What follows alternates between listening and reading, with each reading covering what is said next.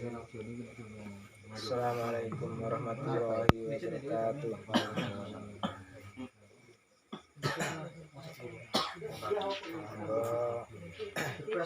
Lajengake pengasuhan kitab Sirul Asrar. Bismillahirrahmanirrahim. Al-faslu taifasal asalisu asaro kang kaping asalisa asaro kang kaping 13. Iku fi bayani toharoti tetep ing dalem mertelakake sesuci. Fatoharatu mongko utawi sesuci iku ala nau'aini tetep ing atase rong werna. Toharatud dohiri siji sesuci dohir. Wa toharatul batini lan sesuci batin. Terus mungkin tiang-tiang orang-orang ahli tasawuf itu sesuci, bersuci itu ada dua macam, yaitu bersuci secara dohir dan bersuci secara batin.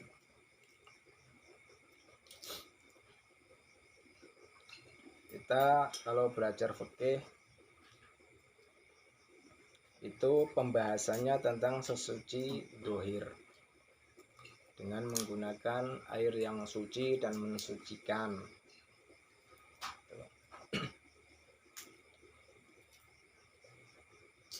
Fatoharatud dohiri mongko utawi sesuci dohir iku tahsulu bisa hasil apa toharatud dohir bima isyariati kelawan banyu syariat. Jadi sesuci dohir, bersuci secara dohir itu bisa berhasil dengan menggunakan air syariat. Maksudnya sesuci dohir, bersuci anggota badan kita itu bisa berhasil, bisa menjadi suci ketika anggota dohir kita itu dibasuh dengan air yang dohir juga, air yang dapat kita minum, kita lihat, kita rasakan gitu. Ya itu pengen iki lah. Makanya di situ baik bersuci dari hadas kecil ataupun hadas besar itu dengan menggunakan air yang suci dan mensucikan.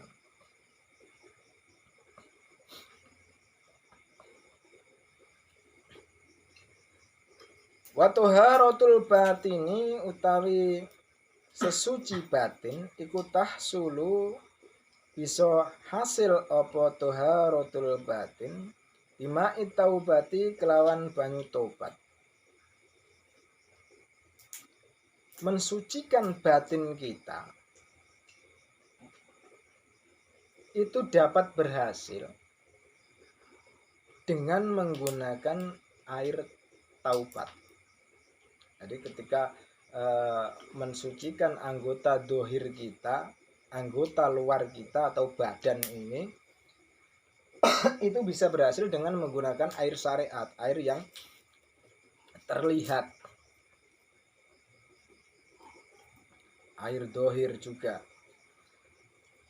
Adapun mensucikan batin, bersuci secara batiniah itu dapat berhasil dengan air taubat. Maksudnya dengan kita mengakui segala kesalahan-kesalahan kita, meminta pengampunan kepada Allah Ta'ala. Wattalkini lan talkin, maksudnya kita berguru, mengambil sanad silsilah keilmuan yang langsung tersambung dengan Kanjeng Nabi Muhammad. Makanya berguru itu juga suatu keharusan bagi kita yang ingin mensucikan batin kita.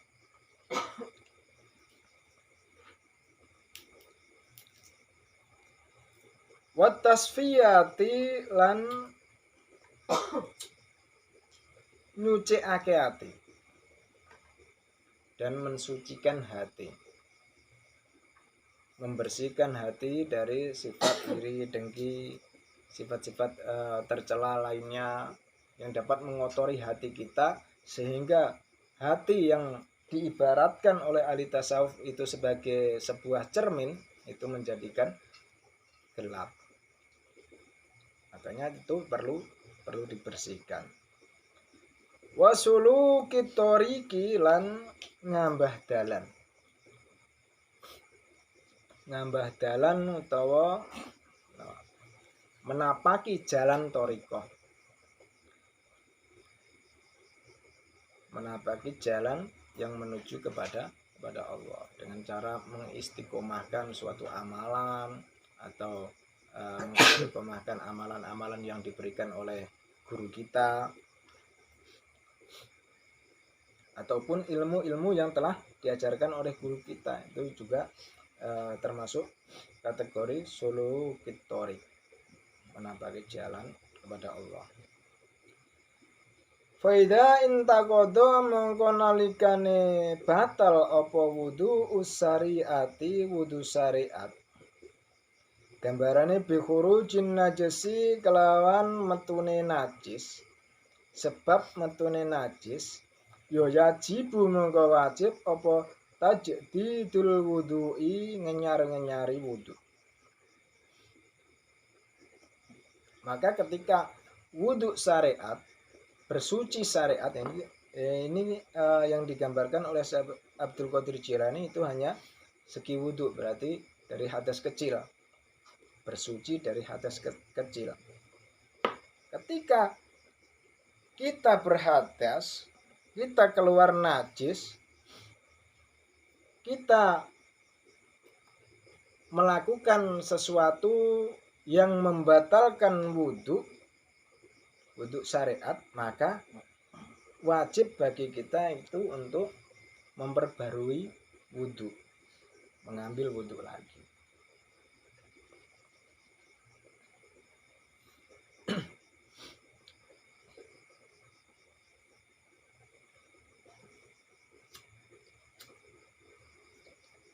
Nah, aslinya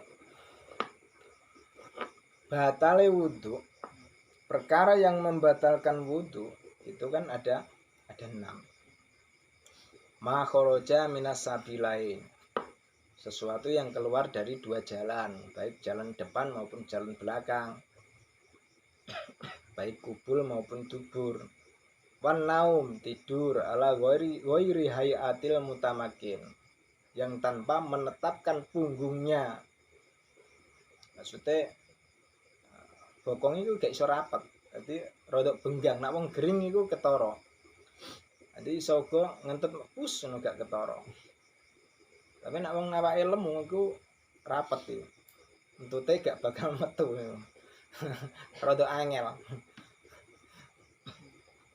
Wa zawalil akli, ilang akale. Bisukrin sebab mendem mamarudin utawa lara. Walam sirrajulil mar'ah al ajnabiyah min ghairi khailin, sentuhan laki-laki pada wanita bukan mahram tanpa penghalang. Itu juga perkara yang membatalkan wudu. Wa massi farjil adami bibatinil kafi wa massi khalqihi halqati duburihi alal jadid, menyentuh kemaluan manusia dengan telapak tangan dan menyentuh sekitar dubur, sekitar jalan belakang. menurut qaul yang jadid. Itu juga membatalkan wudu. Jadi di sini kalau di dalam kitab Sirul Asrar itu hanya diberikan contoh bi khurujin najisi. Satu contoh dengan keluarnya najis, maka di situ mewajibkan ketika kita mau melakukan suatu ibadah maka wajib ngenyari wudu, mengambil wudu lagi.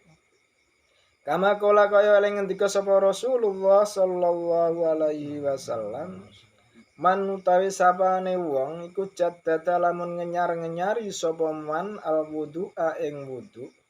Ya jaddada mongko ngenyar-ngenyari sapa Allahu Gusti Allah imanahu ing imane man. Barang siapa yang memperbarui wudunya, maka Allah akan memperbarui keimanannya. Nah, ini nak coro ahli syariat itu dijadikan sebuah dalil bahwa ketika seseorang itu melakukan perkara yang membatalkan wudhu dan dia di situ mau melakukan suatu ibadah, maka dia itu wajib wudhu lagi. Supaya apa? Supaya keimanannya itu diperbarui oleh Allah. Tapi kalau menurut ahli batiniyah, ahli tasawuf, spiritual, itu ya maknanya lain lagi.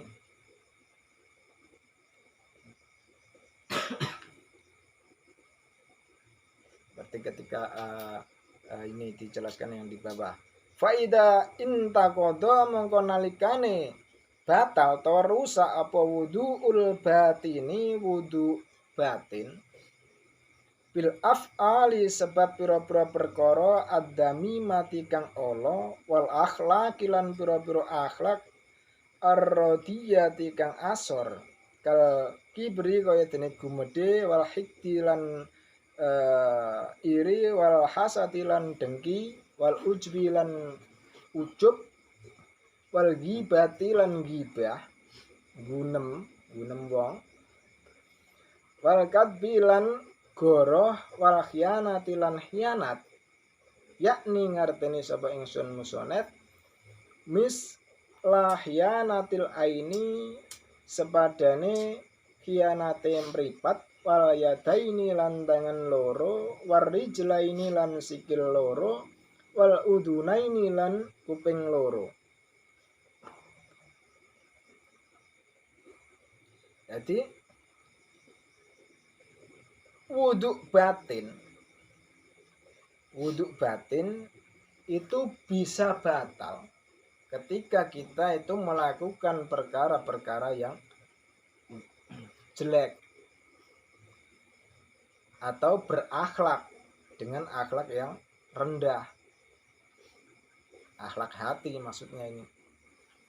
Jadi seperti ketika kita itu timbul di dalam hati rasa sombong, rasa iri, dengki, gumunan dengan perbuatannya awake dhewe wah sregep ibadah terusan gumun karo awake dhewe wah ibadah ku mberah wis ujub karo awake dhewe utawa khianate mata, khianat kedua tangan, kedua kaki, kedua telinga itu juga bisa berkhianat. Karena mata khianatnya itu dengan memandang barang yang diharamkan. Khianatnya tangan dengan melakukan perbuatan yang diharamkan. Itu semuanya dapat membatalkan wudhu batin.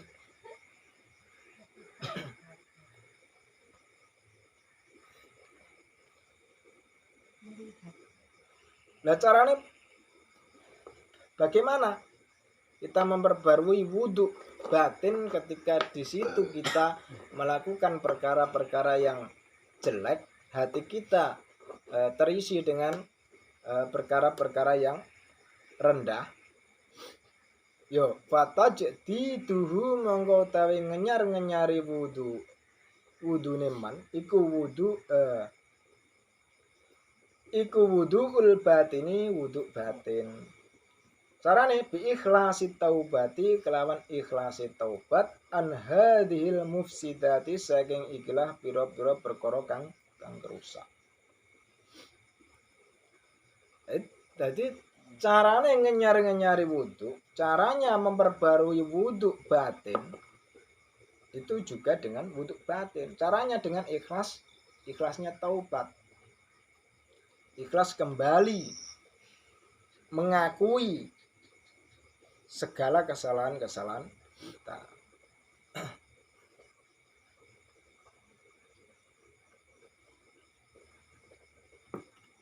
Getun itu termasuk taubat itu. Terus coro-corone ya wis ngancek satu kakinya itu sudah berada di dalam taubat.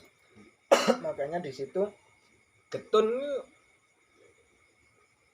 menurut ulama itu sudah dikategorikan sebagai taubat.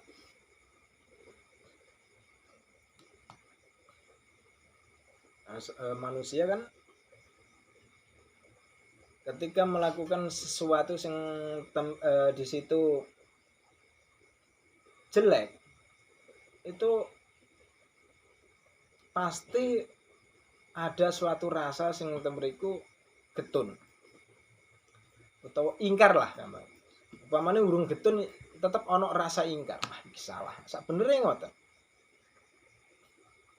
Karena itu adalah bisikan ilahiyah.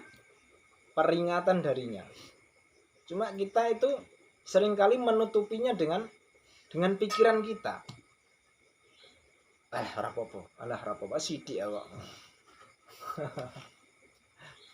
Maksiat sithik ah. Engko iso tobat kok. Kadang pikiran kita membantah kayak gitu. Padahal hati itu sudah memberi sinyal darinya. Makanya yang mengherankan itu dikatakan bahwa Allah itu lebih dekat daripada urat nadi, tapi kita tidak bisa mendengar suaranya. Itu kan aneh. Allah lebih dekat daripada urat nadi, tapi kita tidak bisa mendengar suaranya. Karena apa? Karena pikiran kita itu bantahan. Padahal sinyalnya Allah, perkataan Allah itu didengar lewat hati.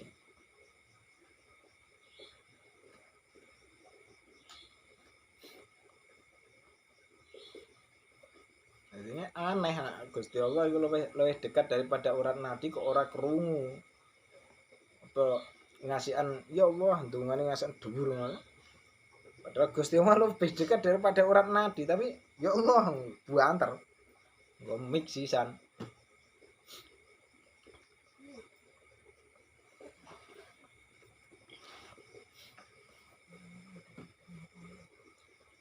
Watajditil inabati lan ngenyari inabah bali maring Allah binadmi kelawan getuni. Selain getuni wal istighfari lan istighfar. Jaluk pengapura maring Allah. Wal istighwali lan ketungkul atau sibuk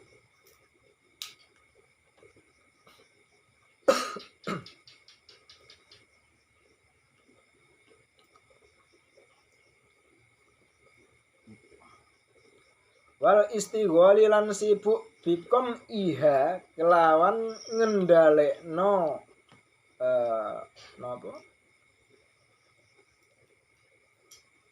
mufsidah minal batini saking jero.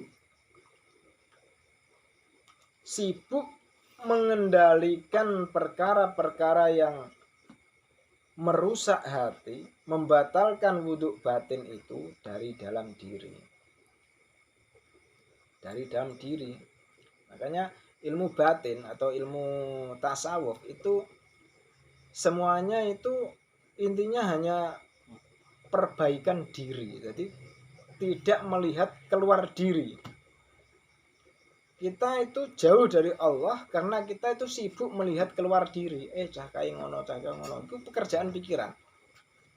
Tapi kalau pekerjaan hati itu dia masuk ke dalam. koreksi diri. Karena apa? Karena pengenalan kepada Allah itu hanya bisa tercapai ketika kita itu mengenal diri. Man arofa nafsahu faqad arofa robbahu. Barang siapa yang mengenal dirinya, maka dia akan mengenal Tuhannya. Jadi intinya itu nggak usah kita itu sibuk mencari Allah di luar diri kita. Kalau kita tidak mengenal diri kita, maka Allah yang kita kenal itu hanya Allah yang ada di luar diri. Nah, ketika Allah yang di luar diri yang kita temui, maka Allah itu pasti bersosok. Gambaran kita itu pasti bersosok. Atau individu lah.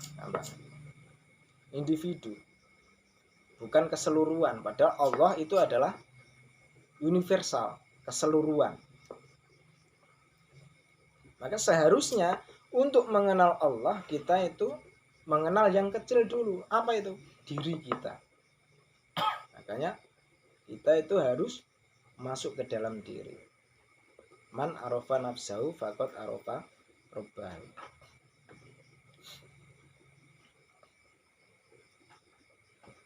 Wayam bagi lan sayukjo lil arifi kedune wong kang ngenal Gusti Allah apa ayah fado yen to ngreksa sapa arif taubatahu ing tobaté arif min hadhil afati saking ikilah pira-pira panca baya.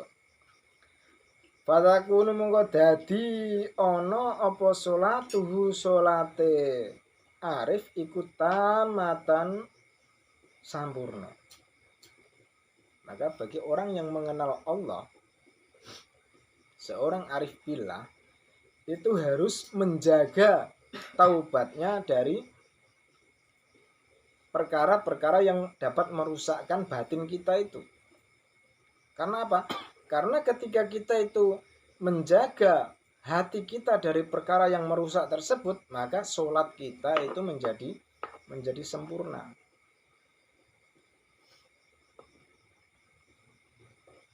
Kan as-sholatu tanha anil fahsai wal munkar.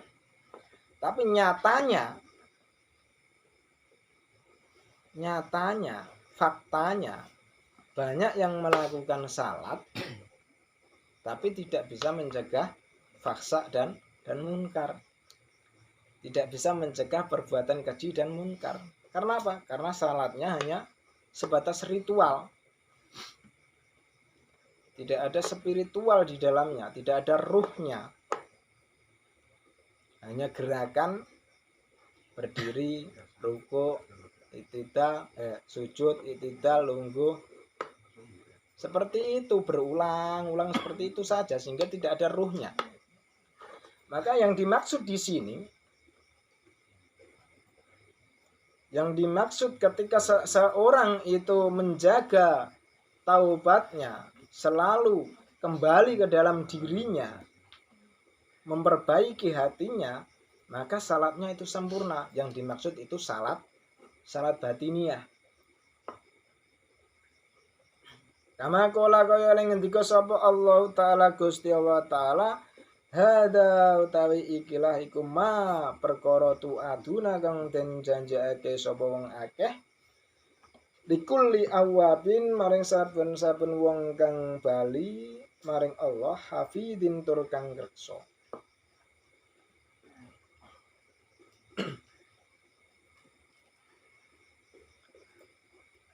Inilah yang dijanjikan kepadamu, yaitu kepada setiap hamba yang selalu kembali kepada Allah dan memelihara semua peraturan-peraturannya, menjaga taubatnya. Wa wudu'ud dhahiri mengko ta wudu dhahir wa sholatuhu lan sholate dhahir iku muaqqatatun den wektu-wektu.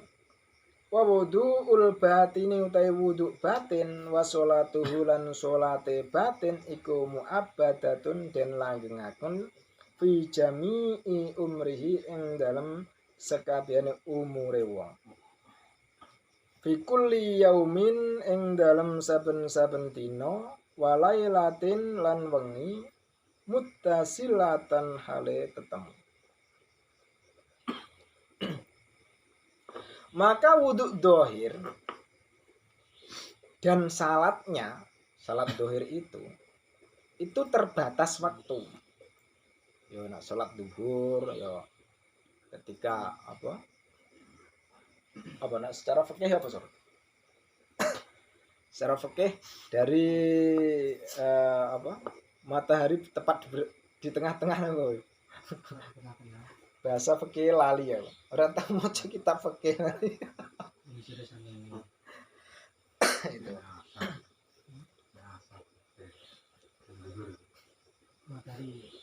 Salat asar ya ada waktunya, nggak boleh kita menempatkan salat asar di dalam waktu duhur atau sebaliknya, kecuali kodok itu. Jadi terbatas waktu.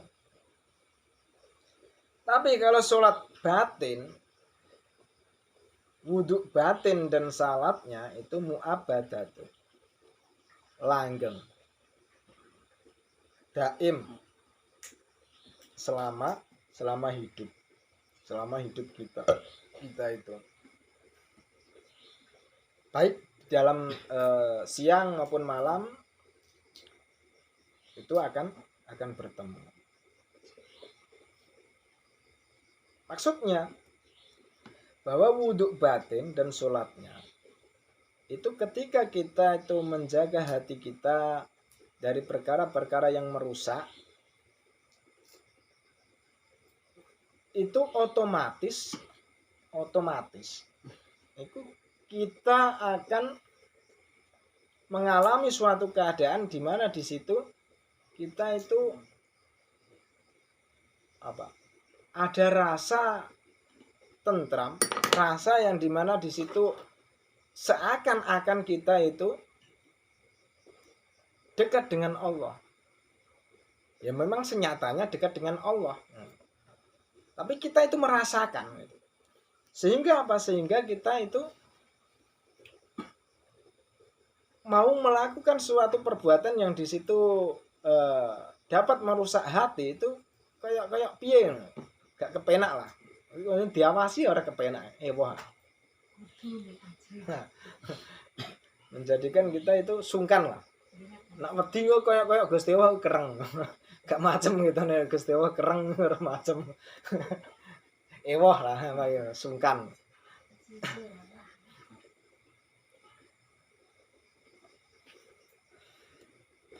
Makanya di situ fikul yaumin walailatin muttasilatan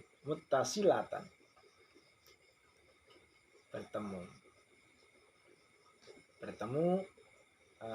ketika tingkat inabahnya kembali kepada Allahnya itu sudah benar-benar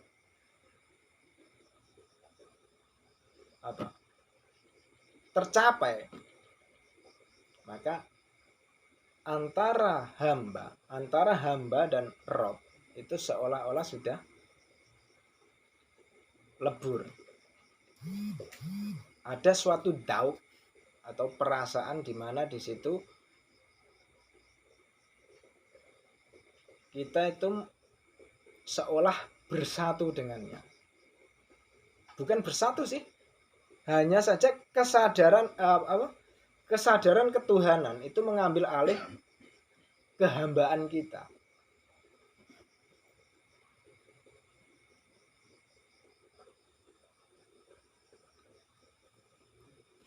Ya kisi ya jari ini. Dia kan ngaji. Jadi entah kita sudah pernah mengalami kondisi seperti itu atau belum. Ya semoga kita diberikan anugerah untuk mencicipi rasa seperti itu.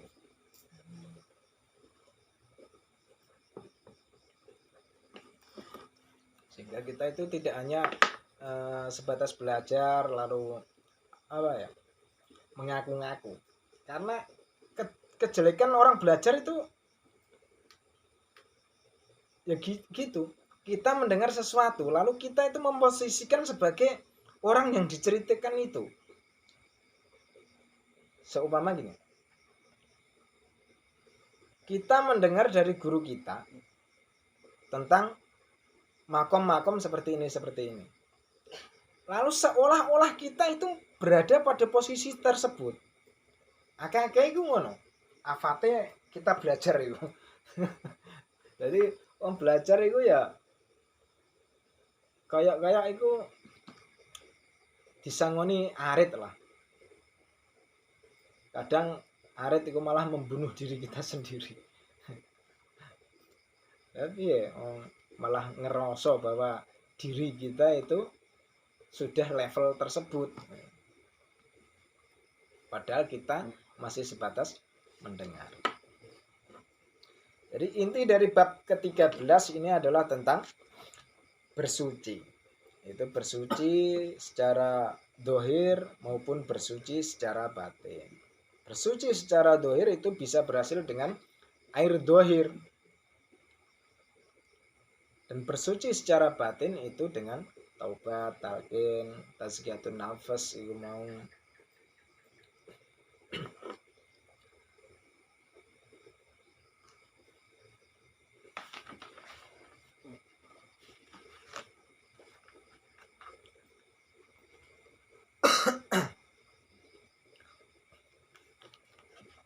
ini sudah ganti bab ya, jadi ya sekedek ini kemauan bab Toharo. Semoga apa yang kita kaji pada malam hari ini membawa manfaat dan dimudahkan oleh Allah. Amin. Sehingga kita bisa menjalaninya. Amin. Al-Fatihah.